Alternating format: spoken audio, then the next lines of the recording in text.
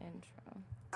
Hey yo, ambitious, the go-getters that handle business, the up and rising. This is 30, flirty, and thriving. The motivation, the dedication, the inspiration. This is 30 and thriving. Entrepreneur, making her own moves, making her own rules. This is 30, flirty, and thriving. Yeah, a little sexy, cool with Amber. Boom. This is 30, flirty, and thriving. Oh, hold on. 3, 2, 1. Hey y'all, it's AB 30 flirty. Oh, I can't speak. 30 flirty and thriving. How is everyone doing?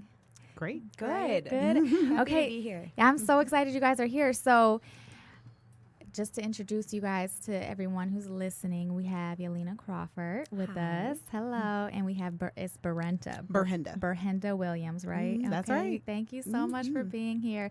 So, we're on the show today. What we're talking about. So May has been all about just kind of being a better you. So the first show, the episode 1, the kickoff episode, we talked about. God, what was the first episode? I don't even remember. The second episode was about physical healing. So it's about eating healthy, working out, things like that. And then obviously this episode is going to be kind of about how to beautify your inside. So it's all about spiritual healing. And actually, I was on the In Detroit podcast with Yelena a couple of months ago, maybe, was it? Doesn't seem like it was that long, but I don't think know. it was. Yeah. So, but I thought that conversation was really, really amazing, and I wanted to continue it. And actually, a lot of people, because I went live on my own Facebook, a lot of people messaged me about that show. So I was like, okay, we have to do one on 30, Flirty, and Thriving, and bring in another guest to talk about their kind of journey. And just have a discussion about it. So I'll give you both. I'll start with Berhenda and give you an opportunity to introduce yourself and give a little bit about your background. Yeah, Awesome. Go ahead. Okay, so again, thank you so much, Amber, for having me on the show. And Yelena, I was stalking your Facebook page, and it's just so full of light and love and energy and feminine spirituality or a healthy spiritual life for a woman is very keenly important to me because of the work I do. I'm a women's coach, so I help women to deliver into this world creative and soulpreneur enterprises. So they're operating a business from a heart-centered space. And I do work with girls. I have an organization called the Power of Girlhood, which is a leadership institute for girls between the ages of 13 and 18. And then my own radio show, which is Be Intentional with Berhenda Williams, Community, Culture, and Connection. And a lot of it is centered around community, and women thrive better in community. And as a lone wolf, I'm a Taurus, so anyone knows Taurus. Me too. Yeah. We tend to not run with the flock. Oh, yeah. We do it better. Okay. We're headstrong, and once our minds are fixed, it's good luck to try and undo, where we are. And so sort of following that pathos, especially when it comes into like doing a business or relating to other people, that is not a healthy way. It's sort of, for lack of a better word, male identified.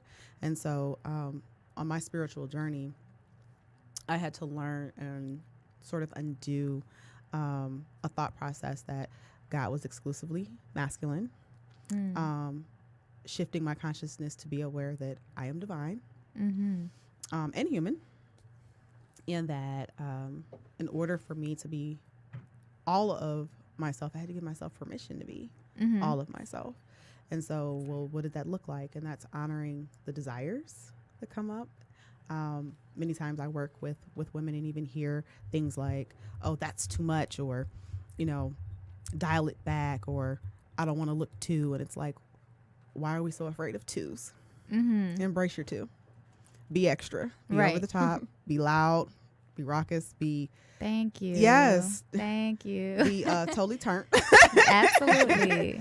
And I think that, we're seeing on a physical level sort of a feminization with that, with like the Me Too movements and Time's Up, that the feminine for too long has been disrespected.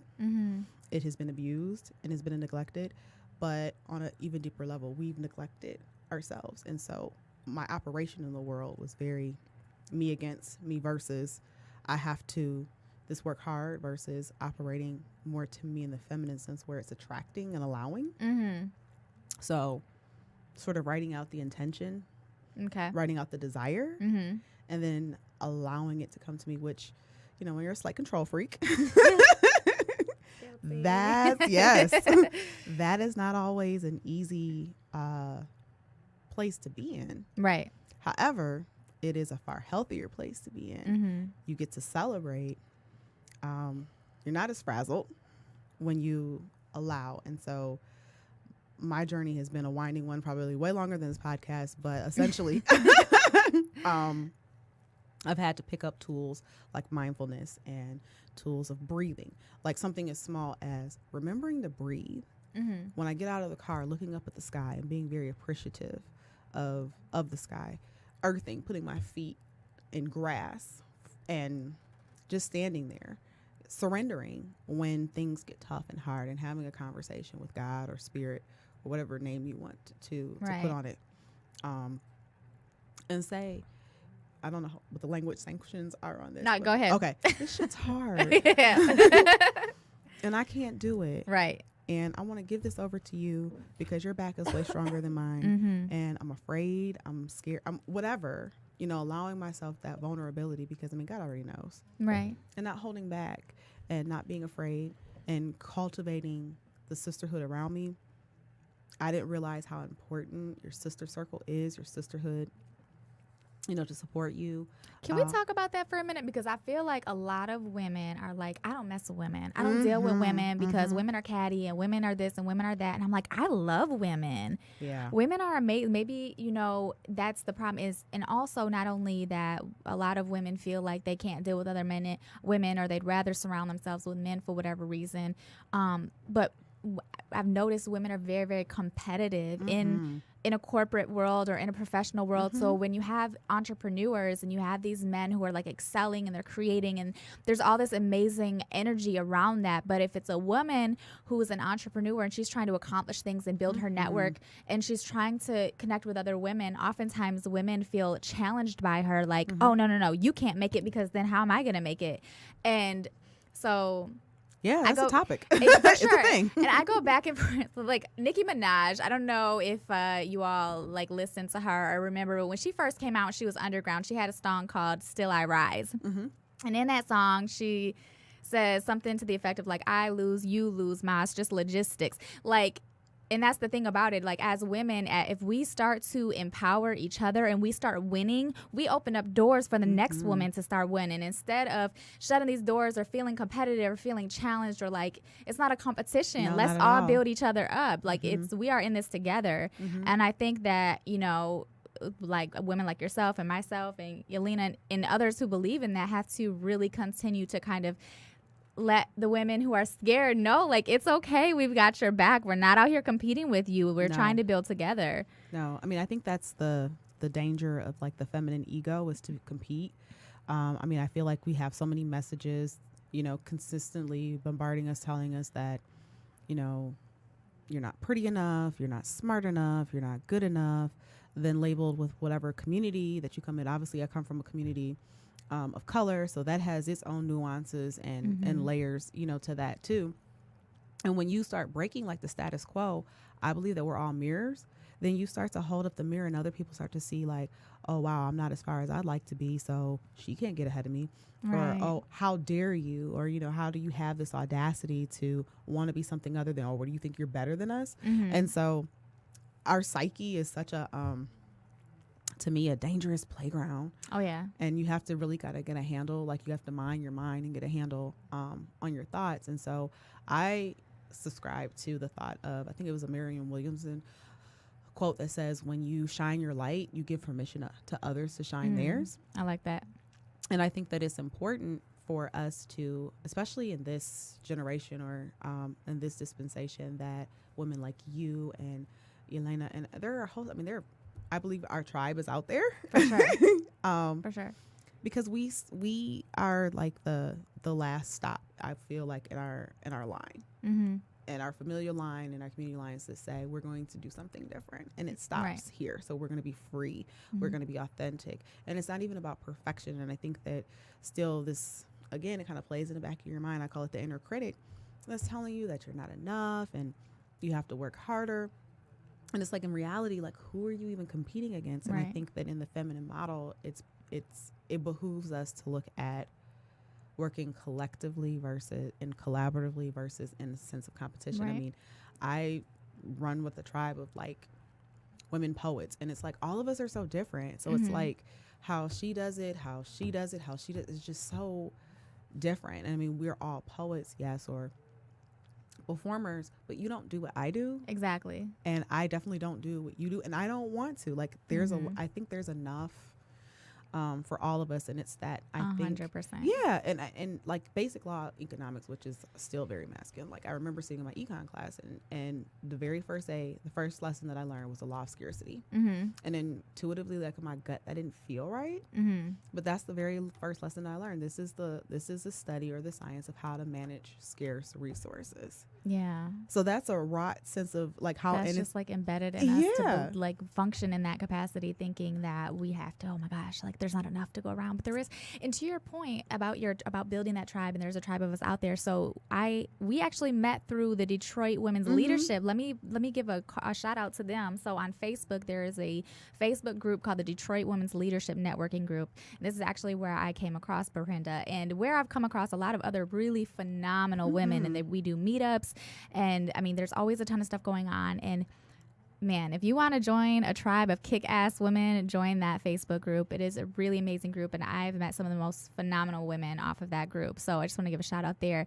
And on that note, because at the beginning of the show, I was like having a brain fart and I couldn't remember.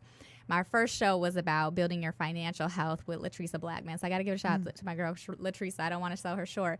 And also, I just want to throw out there too. So last week 2 weeks ago, we had a show on building your body and your health up in terms of eating well and working out and things like that. And on that show, we had Patricia Odie, who owns True Desserts, which I don't know if you're familiar, but essentially she makes all raw goods and treats, and it's absolutely amazing. And so today's show is actually sponsored by True Desserts.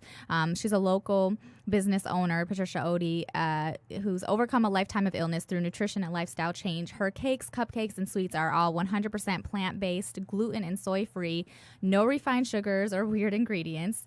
You can find Patricia and her desserts at patriciaodiewellness.com.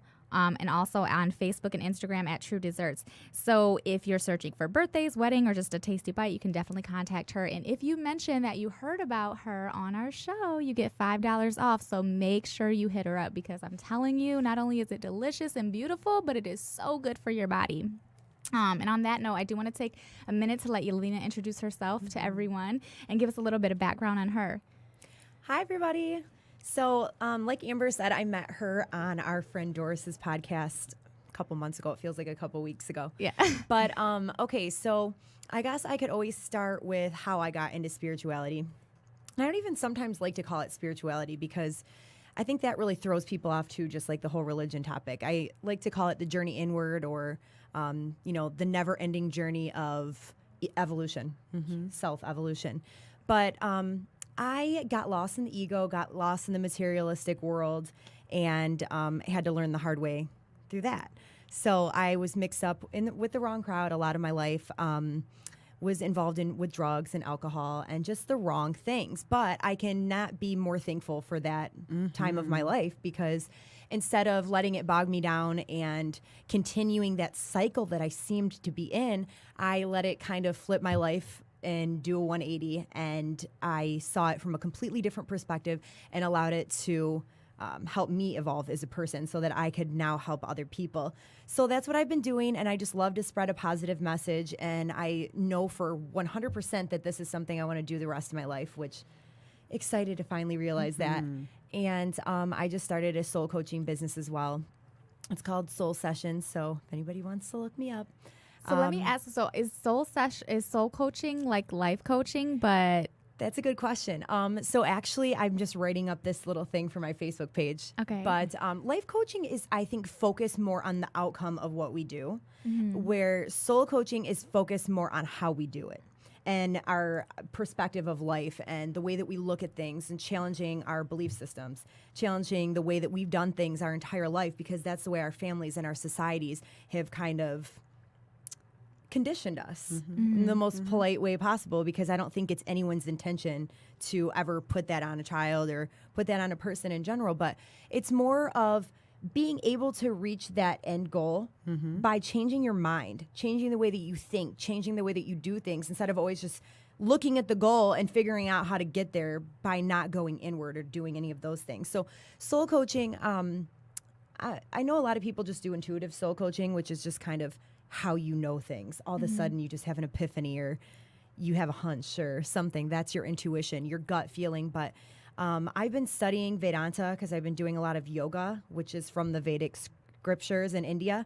And so wait. But what is Vedanta? Vedanta is not a religion. It's a way of life. And it's really, really interesting. So it's like Christianity kind of? No, that's a religion. No, Christianity is a way of life. Oh, There are religions that are based off of I guess Christianity, but I guess you could say that. At its true form, I think all of them are ways of life. I mean, if you look at any true spiritual path, I think you're right. It's a way of life versus a dogma that puts people down and divides at the heart, I believe, of Christianity. And it's just all taken different directions. Yeah, Okay. and I mean, unfortunately, been corrupted by men, but that's a whole Exactly. other other topic. Oh my gosh. But yeah, I think the message is essentially love and compassion, and giving. Yeah, I totally agree with you there. Yeah. So it's a way of life, and Yeah, it kind of like, to give you a little rundown, in the beginning of Vedanta, it really breaks down the three aspects of a human being, which are the mind, the intellect, and the body. So basically, we learned that the intellect is also something, well, the mind and the body are things that need to be controlled. And if you don't control them, they just kind of go off and do their own thing, right? Which we probably all have experience with. The intellect is something that not only needs to be controlled, it needs to be developed just like your intuition does. So it's something that lies latent, dormant within most people, and they don't even realize that it's a tool that they have that can be developed. So I'm going to take the intellect and take the intuition and kind of combine them and make my own form of coaching. Because, I mean, honestly, I don't think that your intuition is something you can rely on 100%. right. But I find that interesting. So I learned by kind of relating what I'm hearing to what I'm familiar with. So for me, I'm thinking mind, body, and spirit from Christian.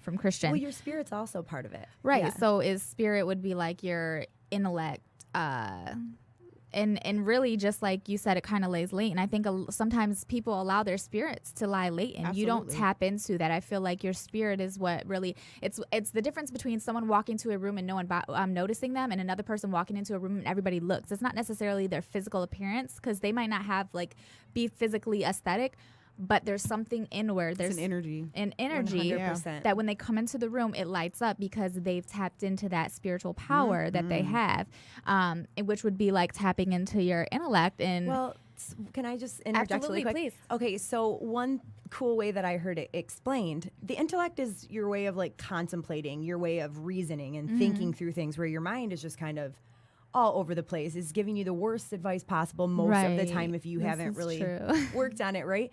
But your soul is almost like you could relate it to electricity. And when you have a light bulb, there's no light in the light bulb, right? There's no light in the person necessarily, but it's that spirit that comes in that provides the electricity to the mind, the body, and the spirit that provides the glow to the bulb. So I have this theory on. Okay, I don't know exactly. I hope that I can articulate it the way that I want to. Basically, my theory in terms of, there's so much. You think about what wars are over, what people fight about. It has to do with religion or beliefs. Religion or beliefs. It's not really anything tangible. It's these things that you can't really figure out. That's what all of the big wars and things have been about, and people have gotten killed, and countries are crazy over religion and beliefs. So. But all of them, I took this class in college where I studied the beginning of a number of the predominant religions. So Hinduism, Christianity, or there's a couple other ones. But what I noticed when studying that is they all had the same common principles of how the world started, that there was one dominant being that happened to be a male energy or whatever. And so I came to the conclusion that I believe that God or, whoever this higher power is essentially a really strong, incredible energy.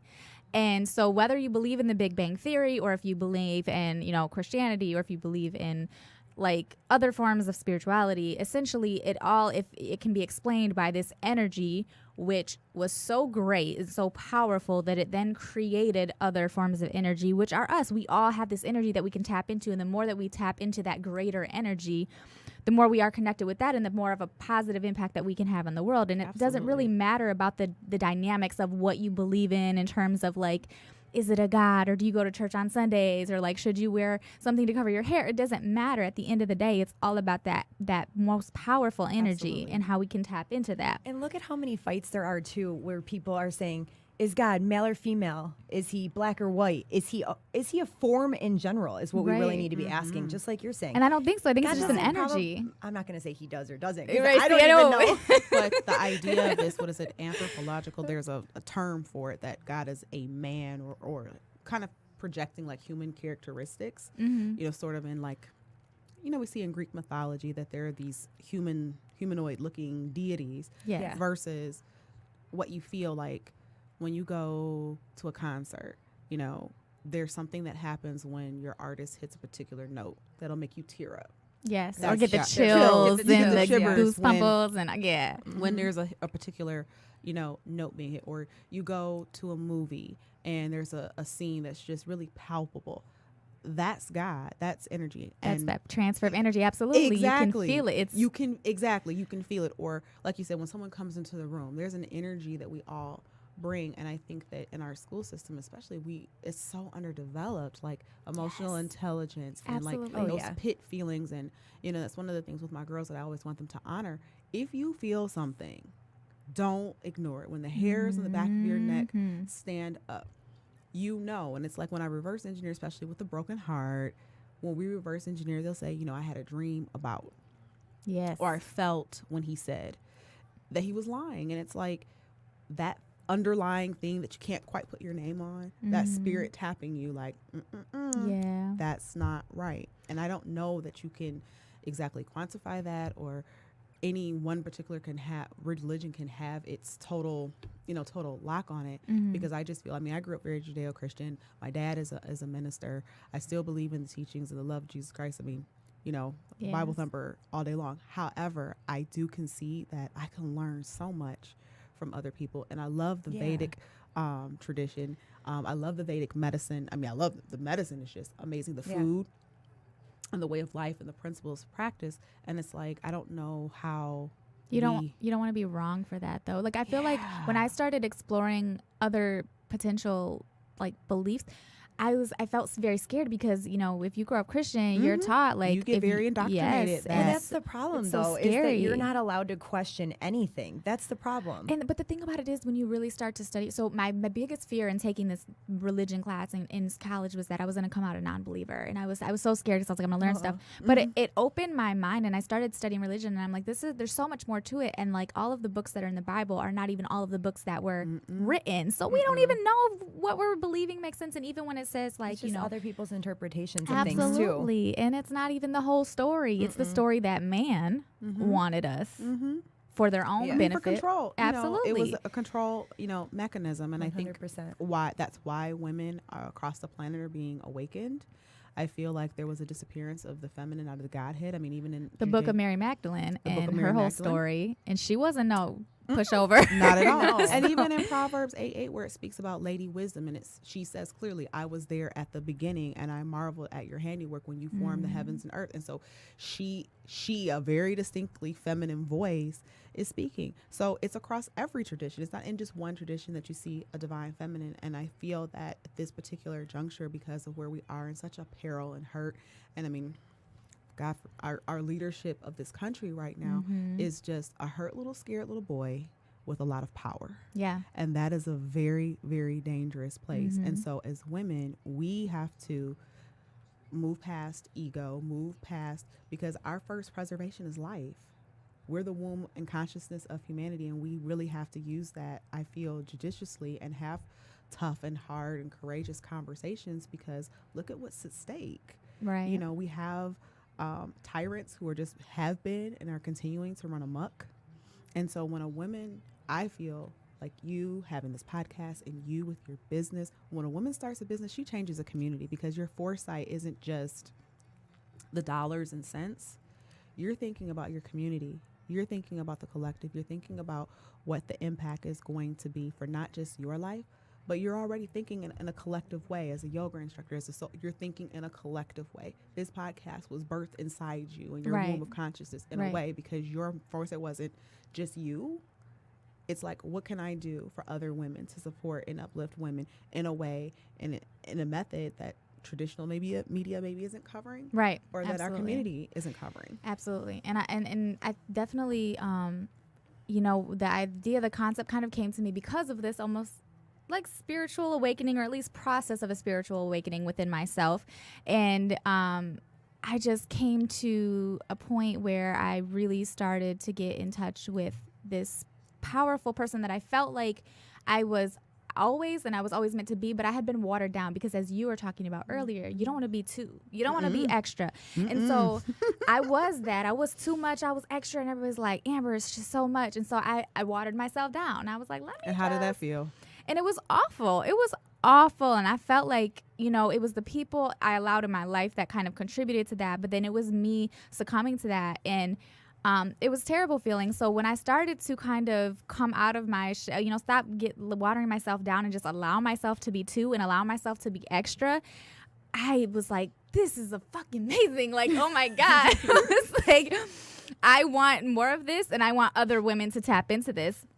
And so it was just like one thing after another that kind of led me here. And so the process of all of this in this spiritual, experience that I'm having, and the networks that I'm tapping into, and the people that I'm meeting, and everything has just been so absolutely phenomenal. I'm like, the energy is insane.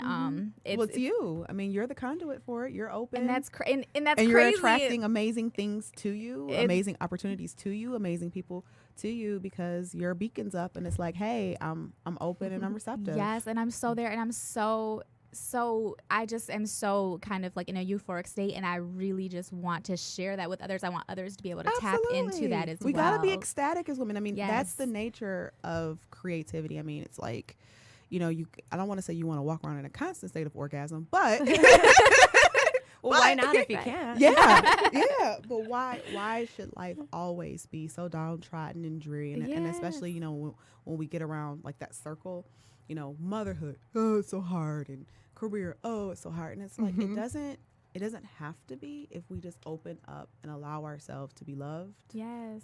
To vent. We just have to change our angle. Change our angle on sure. everything, instead of looking at everything like it's hard or it's so difficult. And then, like you were saying earlier too, it's that energy. So when we get around each other, that energy kind of combines and we become creators. Yes. And that's what we're here to do, is become like creator beings. We're co-creators, absolutely. Exactly. So then when we get around people that are, emitting the same energy, it's even more amazing. Look at what you've done putting together this podcast, and thanks for having us on. Yeah, I'm so glad you guys are here. This is such an amazing conversation. And I think really quick, I just want to jump into a break. We do a music break about halfway through. So if Jessica's ready to play the track, we've got a song from Tony Thompson. He's an artist from Lansing, Michigan. And this particular track is going to be featured on a short film that's being worked on right now through LCC College. And the name of it is eluding me right now, but we'll play it, and then I'll get you the name after I'm done.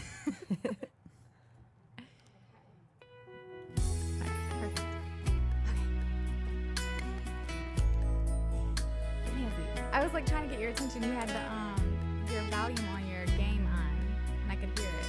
So you need to. Is your phone died? No. Okay.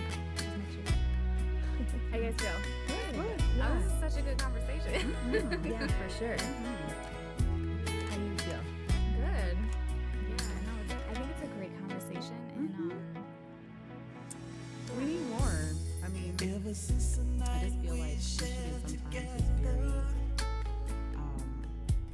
paralyzed. I want you to know, girl, just how I feel. As much as we say, we're diverse, I don't know if we're diverse. You always bring I was gonna say we're diverse, but we're not necessarily integrated. There's some diversity for sure, but are we all working together? Are we all whenever I hold you close to depending me. on where you're from in Michigan, I think some areas are more segregated than others, and more close-minded. Like I was born in Jackson, Michigan. I grew up in Lansing. Born in Brooklyn. Where are you from? The way you make me It's like feel. literally trying to something. Yeah. So, but like people that I noticed from Jackson, they have like that small I get so thing. lost When in you're your born there, you go love, to like, lost you know, in get your jobs like love. GM in the state or something. Mm-hmm. Yep. And then you get a nice house like in the Oh, you nice gotta get married. you gotta get married. Mhm. And you have that, and then that's it. And then you retire and you die. Like, and there's no really desire. Oh, that occasional trip, that occasional cruise every now and then. Oh, like walking on the or wild like a side. Miami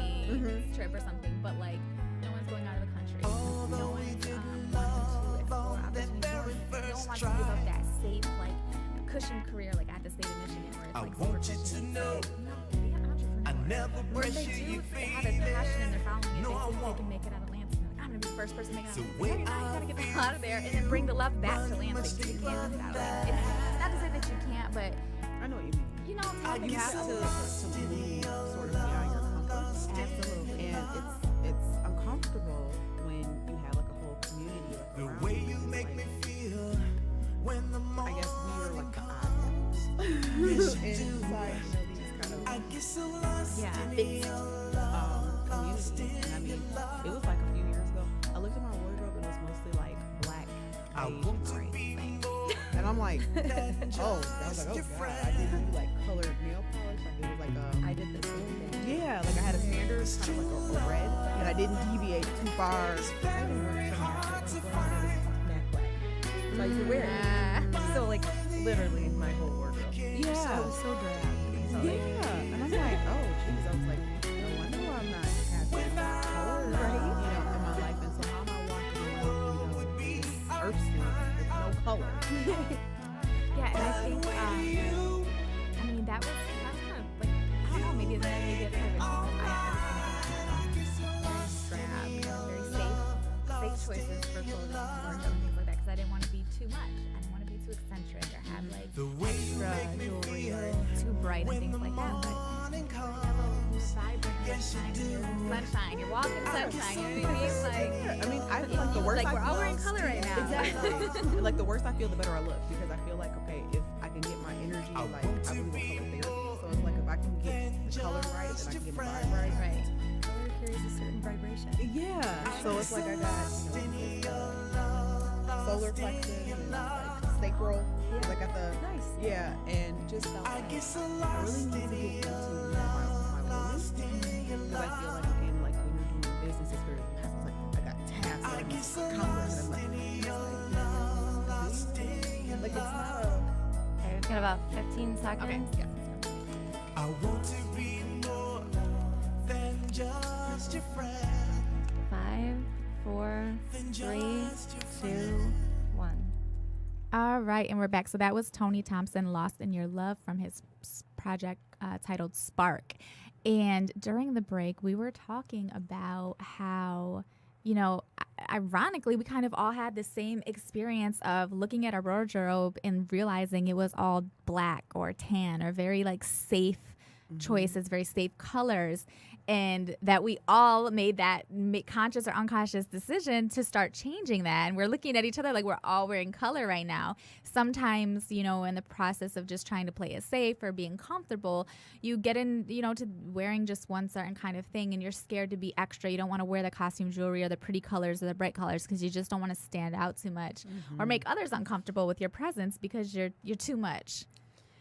You know, it's funny. I just got into a conversation with a close family member of mine not too long ago, and we were talking about other females. She had been to school with these other females, and they weren't very nice sometimes, and she felt like she had to always tone herself down or bring herself back, just like we were talking about, just to make other people more comfortable. And I just think it's so important because I've been through the exact same thing in my life where we try to tone ourselves down just to facilitate everyone else around us. And that's like killing yourself. Exactly. Yes, It's it's how you lose your soul. That's number Yeah. one, how you lose your soul. It's Yeah. so, oh my goodness, it's such a ugly place to be in. And when I started achieving success, when I really started going after my goals in just lightly, not even nothing crazy like I'm doing now, but I just started tampering with it.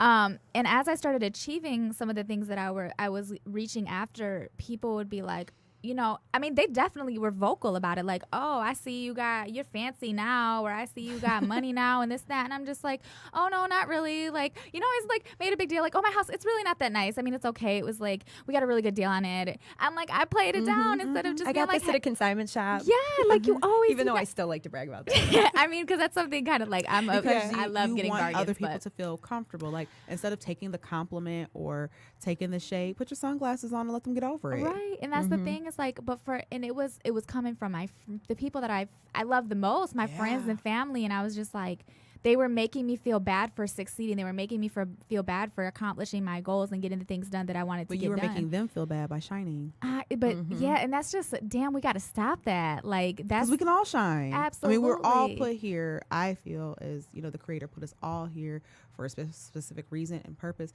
and everybody can shine. And it's like if we just tap in, like you were saying, like just tap into it, the divine, God, whatever name you want to put on it.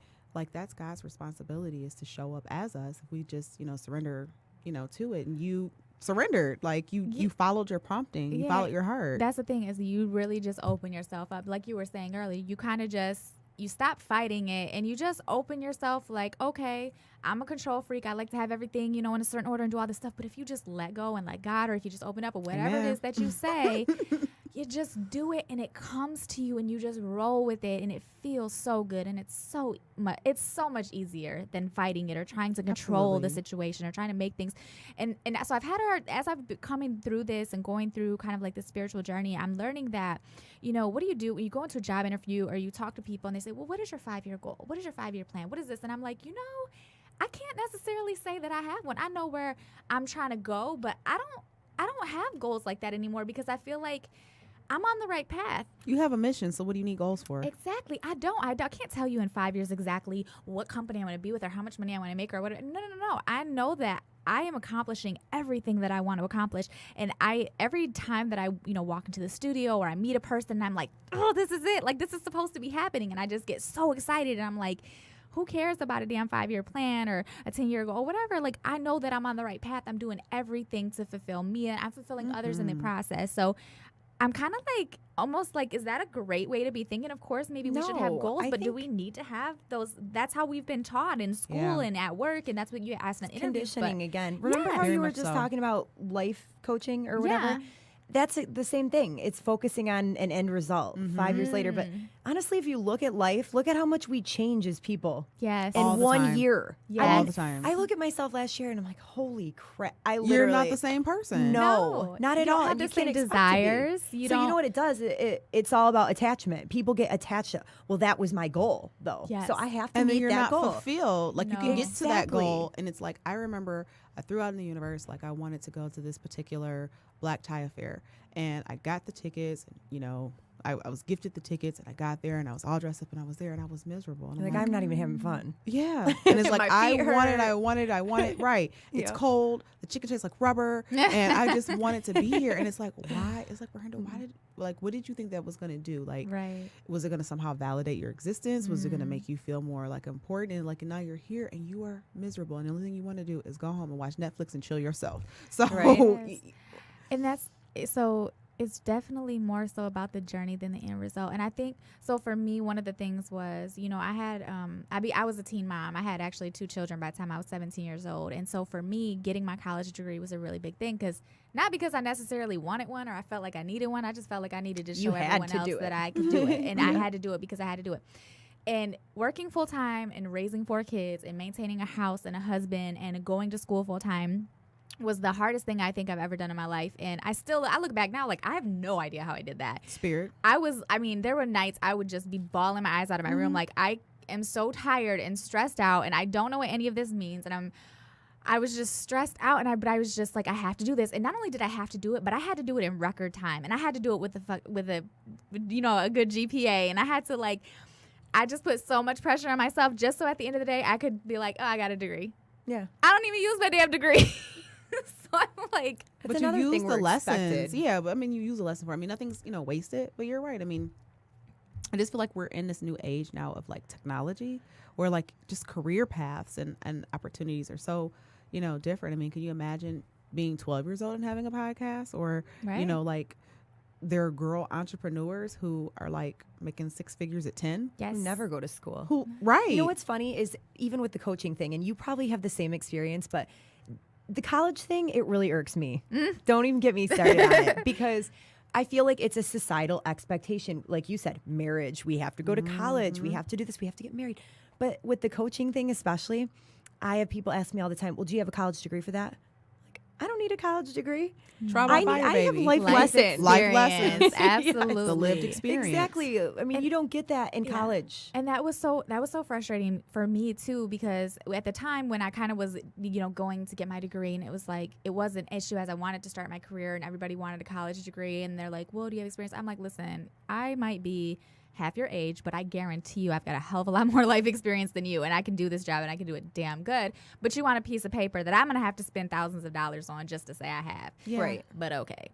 And so I got it, and now I don't need it. And I'm like, but I got to where I am, and it's about the process, right? So you live and you learn. And I don't regret it. I'm glad that I did it. I think that it is a feat that I am proud of, and I wear well. So, but I'm learning the older that I get, it is more about the journey than it is the end result. And I really think that people need to focus on just enjoying the journey, stopping, looking up at the sky, just being thankful, smelling the roses. And when I was in my control freak, I have to get a degree, I have to get a job, do all this stuff. I had my best friend used to tell me, like, Amber, you got to stop and you just got to smell the roses. You just got to enjoy the now. Because if you don't, your body will. Like, I've had plenty of panic attacks. Oh, yes. Anxiety, debilitating depression. Absolutely. Because I'm trying to essentially live somebody else's version of my life and who I should be. When you are not fulfilled internally, it definitely affects your physical, physiologically. Like I had a bad episode. I was having stomach pains. I lost 17 pounds in like 3 weeks. I wasn't eating, and I was like, I have no idea what's wrong with me. I wake up in the middle of the night, and I felt like the middle of my stomach was just burning, and I'm like, what is wrong with me? And I went to all these doctors, and they ran all these tests, and at the end of the day, the tests all revealed, like, you're just stressed out. And when you get stressed out, your stomach inflames. And when your stomach inflames, you can't eat. And they're like, literally, like, you just have to not be stressed out. And I'm like, how do I not be stressed out? Like, do you know my life? By giving zeros. Exactly. So, like, I had to learn to just chill and let it go, because that messed me. That was like a hard couple of months for me to not only be so physically ill, but to be scared, like, what is wrong with me, and to not know. And then for them to come back and say it was stress, I'm like, stress? At least you got an answer. This is true. Because I didn't even get an answer. It was just we can't find anything. But for me, that was almost as bad as them saying I couldn't find anything, because I'm like, how you know it's stress? Like, I was just kind of like, that's not like, it's not like, oh, you have a stress marker right there. Yeah. They just equated it to stress. And so I was like, all right, so I had to learn to manage my stress. Otherwise, that would you can't lose 17 pounds in 3 weeks. I was already 100 pounds. You know what I'm saying? Like, I didn't have much to lose to begin with. So it's important to absolutely enjoy the process, enjoy the journey. Don't stress out. Don't put yourself in that state of panic or anxiety to where you're trying to meet these end results or these expectations of others, or even unrealistic expectations you have of yourself. Just enjoy the process. Absolutely. Because I'm sure, like, with coaching, like, that's a lot of the coaching is undoing old thinking, old habits. Unlearning to relearn. Yeah, exactly. And like kind of like a hollowing out first before you can even like move forward. Yeah. With which your I'm client. even still doing that with myself. Absolutely. Always. It's like a continuous cycle, but So it's insane. If you guys had some really, I guess I want to say, like, tangible or easy to follow steps people could follow if they said, okay, I really want to start working on this, what are some steps that people can take to start, because we say these things like, just enjoy the process. It's like, well, how do I do that? Like, I'm the type of person, how do I do that? I need to know how. Twerk. Control freak. Twerk.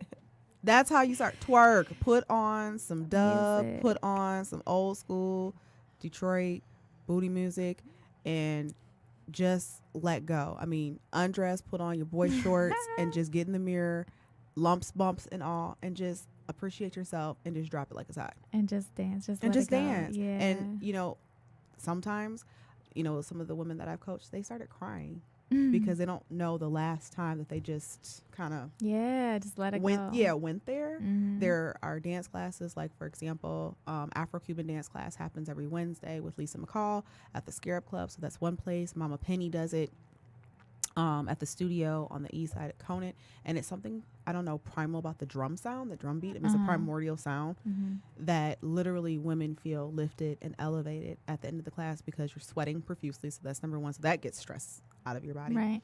And then you're in this space, you know, safe space of of other women. So I think the first thing, my advice is, when you want to let go and, you know, start to change, dance can be the most cathartic thing that you can do. I agree. I think it's funny you say that because I never thought about it as part of like the process, but that's something that I've definitely been doing, where I literally I'm all about, I love music. I've always loved music. And again, when I was like my watered down version of myself, I didn't listen as much. I didn't write as much. I definitely didn't dance. And anytime I would go out with my girls, I don't dance. I'm not about to dance. Now I'm like, I don't give a shit what I look like. I'm out here dancing. Let me tell I you don't about care. that mirror.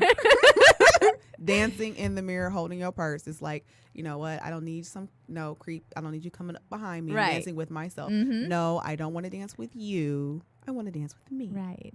And you can watch, Or but I'm yeah. going to dance with me. A trick I use, I always like dance with my back kind of towards the wall so nobody can get behind me. Or like, you know, if I'm with, my girls are amazing. So we always have each other's back to where like if they see something, they'll come up, start dancing with me. I'm like, I love you so much. They got my back. But yeah, I mean, there are ways. But also, I mean, I used to be like, oh, I can't dance. I don't have no rhythm, like a white girl, whatever. But I'm like, I don't even care now. You know what? Because when you stop thinking about it and you just get into it, now I'm like, I probably still can't dance, but people still love me and they still like, girl, go ahead. I'm like, hey, I feel good. It's so the I don't freedom. care. It's contagious. Yeah, because I don't think about it so much anymore. Yeah. So, Elena, if you had one or two things that people could do to actively start looking to tapping in, you know, to their inner self and starting to beautify from the inside, what would those things be? I'm going to second the dance too, because that was always something I loved to do, but I did lose touch with it for a while. But I mean, if you're not dancers, I'd say yoga is a really good thing to get into too. But outside of like the physical body activity, I would say when I first started on the journey, my mind was insane. So my mind was all over the place. And I've talked to a lot of people that have that same problem. And they're like, how do we get it under control? How do I get a grasp on the million different places my mind is taking me throughout the day? So just realize that you are not your mind. You are not your mind. You're not your intellect. You're not your mind. You are a completely separate entity from that. And what you're able to do is step outside of the mind and observe it. So you can actually observe this aspect of yourself, but it's something that takes 100% consciousness. So you have to be conscious of it all the time. Just like you were talking about breathing earlier, you have to be conscious of your breathing. So if that's hard for you to do, is to observe your mind all the time, start with breathing. Maybe make sure you take deep breaths in, deep breaths out. And that is another way to kind of develop your consciousness. And then once you have that under control, then you can start to observe the mind and realize, like, this is not me, this thinking that's going back and forth. And you can start to decipher what is the mind? That's right. What is the intellect?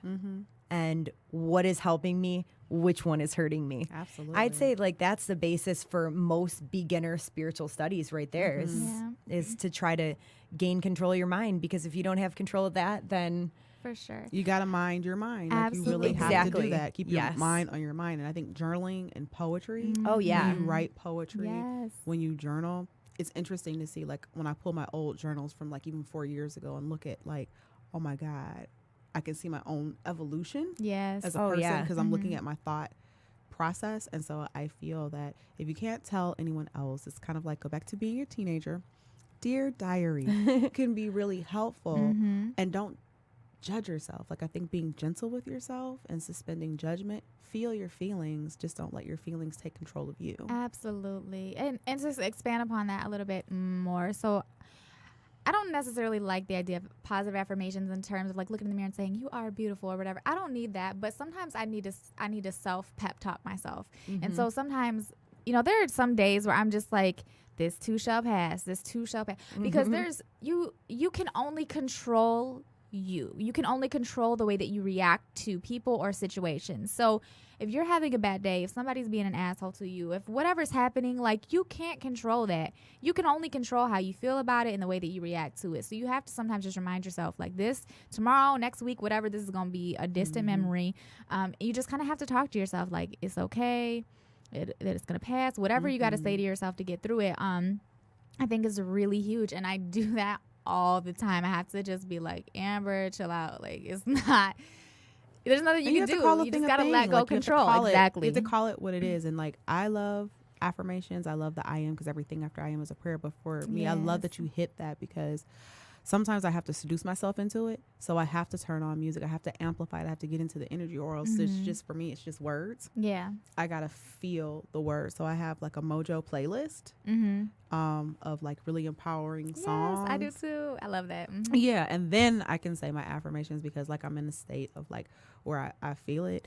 And, you know, I'm still old school, you know, gospel girl, where, you know, the Clark sisters and Louis Bega has this really great gospel house track called Dance. And so it's like this really like 8-minute long like dance. And so it's like on your commute in your car, it's like you have an opportunity to take the sanctuary anywhere. You can be in your car and it's your sanctuary. So I mean, if you're stuck in traffic, what better time than being stuck in traffic than to connect. Right. And on that note, 2 things. One, Brianna Babanu is a gospel singer who, I don't know if you guys saw the viral video where there's a girl singing His Grace. Oh my gosh, she's phenomenal. She has an album out and I love it. And there was a period of my life where I probably listened to that album back to back to back for probably 3 months, and it got me through a lot. Also driving, I think if you don't have time to actually sit and meditate, driving is a great time for you to just, sometimes I don't even realize the music is off because I just get in a zone and I'm thinking, or I have the music on and it allows me to get into this space where I'm allowing myself to feel and to meditate and just be in the moment. So I think you don't have to sit there, you know, in a quiet room and meditate for an hour. Sometimes you could use walking as another huge opportunity. A great meditation. Yeah, walking. Even cooking. Is great. Yep, And cooking. Everybody has their own outlets. Yeah, not for me, because I get frustrated when I cook. But But I think the fun part is discovering what works for you. Absolutely. Yeah. Yeah. Discovering yourself. This is a whole journey, right? Exactly. Yes. Yeah. For sure. I feel like there was something else I wanted to touch on. I don't remember what it was now.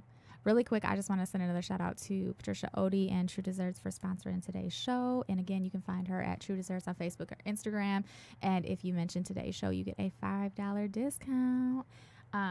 So I guess, do you guys have any other tips or anything before we wrap up? Anything that you'd want to add?